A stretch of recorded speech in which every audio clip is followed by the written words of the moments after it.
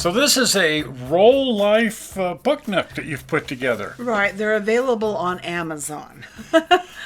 They're sort of the classic book nook. If you're not familiar with a book nook, they're just this kind of thing. They're designed that you can put them on your bookshelf amongst your books. Right, it's sort of like having the story being visible between the pages or something. They're just cool. Yeah, it's like a book brought to life. Yes. And in the shape of a book. Exactly.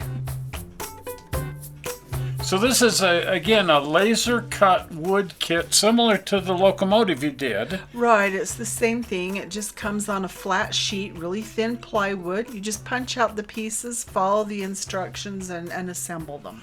In this case, this one came pre-painted. It did. But I noticed that you, as always, added to that and modified it. Oh, I always add my own little touches. So the first thing that we started to build here was the train.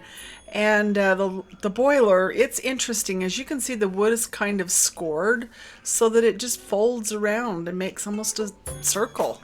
It looks like it bends nicely into a perfect circle. It does. There's little places to fit the boiler jacket over some other pieces. You can see the little square nubs that have to be attached.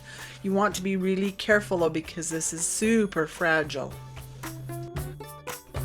Now it came with its own little wooden clock that had the time pre-stamped on there, but I didn't like the look, and so I knew I had this little tiny pocket watch which was about the same size, and I decided to implement that and use it instead. That way it also keeps time. It's a timepiece.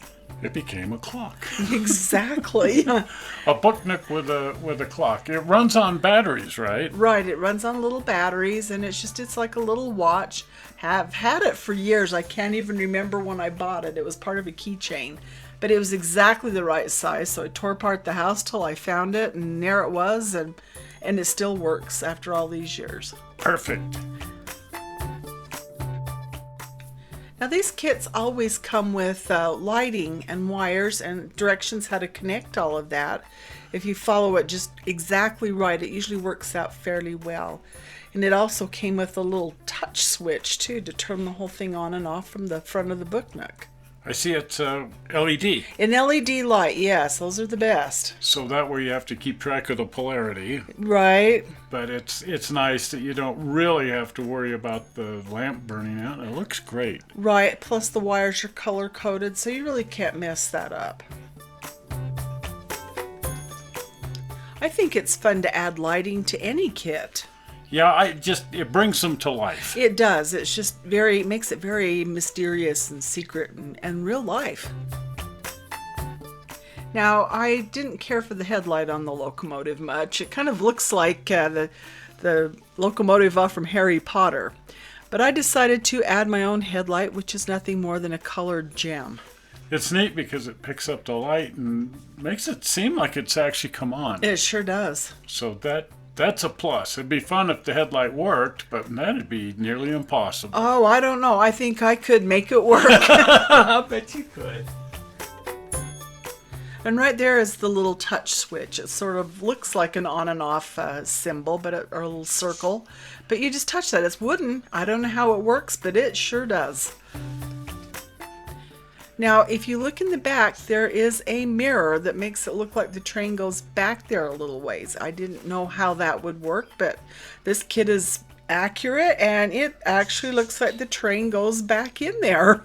So I've done this exact same thing on the mine that I'm working on. Isn't that neat how you can make it look more spacious with a mirror? It's a grand idea. So I'm using it in my mind. So it had this little mouse hole, I guess, and it didn't have a mouse. It's just a hole. And so I thought it needs a mouse. If there's going to be a mouse hole, it's going to have a mouse. And there's the mouse. I made him out of sculpty clay, and he even has little tiny whiskers made from some very fine thread. And I mean very fine. It's you lose the scale here, but the pencil shows how tiny the mouse actually is. Yeah, he's pretty small. It came with this little park bench for the people to wait for the train, and the luggage and luggage trolley in the back. But I decided, most people as they're waiting for the train will be reading a newspaper, and they'll always leave it behind when they board the train.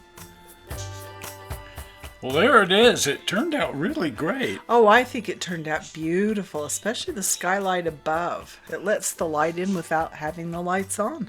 That looks so super. And so British. Actually, looks sort of Harry Potter. That's what I was thinking. That's why I fell in love with it. I'm a big fan of Harry Potter.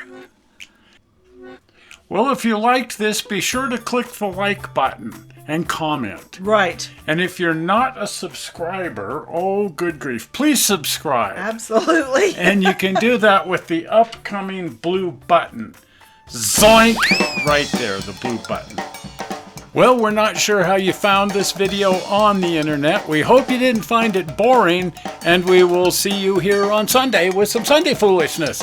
Bye-bye. Bye.